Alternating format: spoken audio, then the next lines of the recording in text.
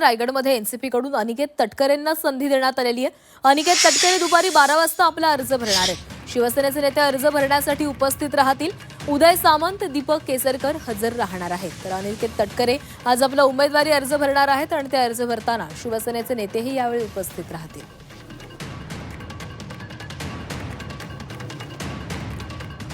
आज महायुतीच्या मार्फतच अनिकेत यांचा अर्ज आपला कोकण म्हणजे रत्नागिरी, रायगड, सिंधुदुर्ग या स्थानिक स्वराज्य संस्थांतून त्या ठिकाणी भरला जातो आहे। शिंदे साहेबांनी त्यांच्या सर्वच विधानसभा सदस्य, त्यांचे मंत्री एकत्रितपणाने एक बैठक घेऊन महायुती म्हणून या संदर्भामध्ये आज जे काही घोषित झालेलं आहे त्या उमेदवारांच्या पाठीमागे पूर्णपणाची ताकद उभी करावी असं त्यांना सूचित केलेलं आहे। आणि 4 तारखेपर्यंत अर्ज मागायचा त्या ठिकाणी प्रक्रिया होणार आहे।